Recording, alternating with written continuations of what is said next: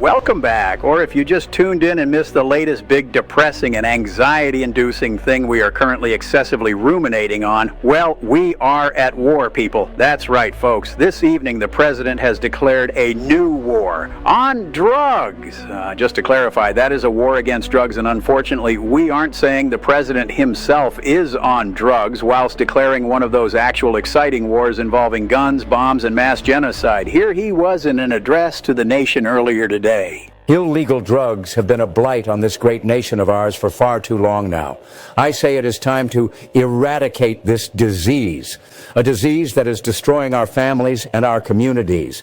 It is time for us to come together and truly put an end to this terrible disease, once and for all. Here in the local community, parents, teachers, and other respected members of the community are growing increasingly concerned about the rise in popularity of dangerous drugs such as Glonko, which is known to have a plethora of awful side effects like relaxation, laughter, a deeper sense of appreciation for music and nature, pain relief. The list goes on and presumably only gets worse. Not only that, but according to some of the top pro-government, big pharma-funded experts of our time, there is mounting evidence to suggest that Glonko is a gateway drug, which more often than not will lead to users experimenting with even harder stuff. We spoke to a local mother who was very concerned about her daughter's new favorite hobby. Ever since Kimberly started hanging out with her new high school friends, she's been acting different. She always comes home relaxed and laughing, and she has a healthy appetite. She used to be such a good, obedient, and malnourished girl with crippling anxiety and anorexia. Now she will finish her meals and keep smiling and laughing all the time. I just don't understand why she would smoke this Glonko stuff and not stick to the prescribed medication that she was on. Sure, it would sometimes cause a little involuntary drooling, and she'd often have this thing where she'd vacantly stare into the distance in a non-responsive state, but she would always eventually come back to her senses, especially if we splashed a sufficient amount of water on her face. Heartbreaking. And whilst most people are thankfully sensible and anti-drug, unless that drug is one of the fun, legal, recreational ones that make it easier to hit your wife without any feelings of remorse, or continue to drive on home after mowing down innocent pedestrians, or those prescribed ones that make your noisy kids just shut up for 5 damn minutes. As they transition into that blissful, unresponsive state, there are some disgusting hippies out there spreading a very dangerous pro-Glonko, pro-illegal drug message. But should we be surprised? Going back a couple of decades now, we began to see the genesis of this anti-establishment, anti-war, pro-drug movement. Remember this guy? Turn on, tune in, or if you can't find the station you were looking for, turn it off and back on again.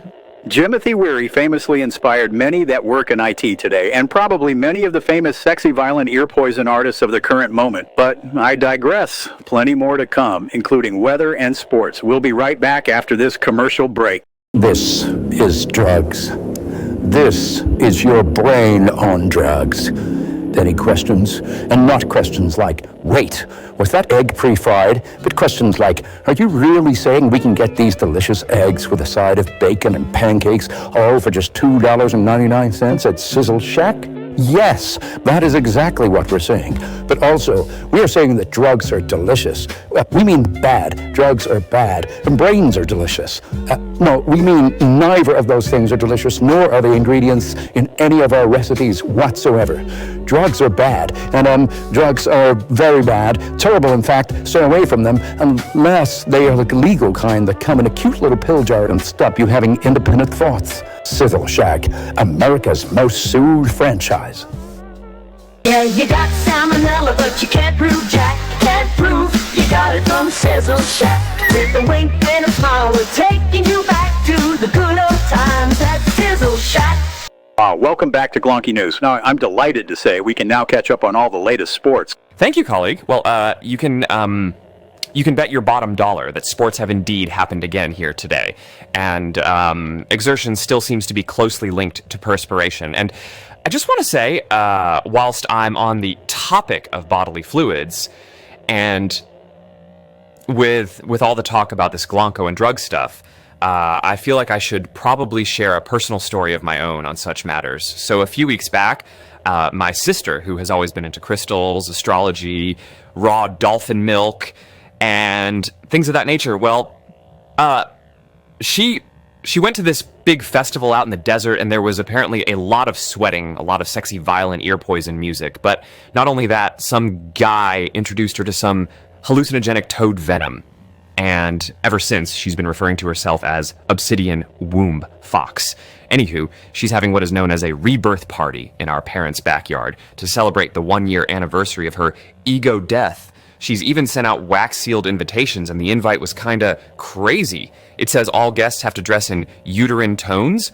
It also said the party would begin when the sun rises or whenever the hawk signals. And it promises a quote-unquote journey through the sacred canal of transformation. Apparently this event will involve my sister crawling out of a giant papier-mâché uterus while some guy named Curtis pretends to be a vagina. Like, she will literally be crawling out of him as he moans and plays a Tibetan singing bowl. For the finale, she will be cutting a large red ribbon that symbolizes an umbilical cord as she screams, "I am reborn." The whole idea, it kind of weirded me out. And let me tell you, that takes some doing. But, yeah, I wasn't going to attend. But apparently one of my cool, non-perverted uncles is attending. But only because there's going to be a taco truck and a bounce castle. So those things are kind of potentially twisting my arm, you know? Thank you, man who does the sports. Another inappropriate tangent, albeit a very timely and insightful one. Next up, the weather. Thank you, colleague. Well, it is still out there. Dress appropriately. Oh, mercy, Mary. That's another home run. You know, I'd go as far as saying you're probably the funniest thing since the invention of the armpit fart. Well, that's all for now. Keep it glonky and stay safe out there, folks. From all of us here at Glonky News, peace out.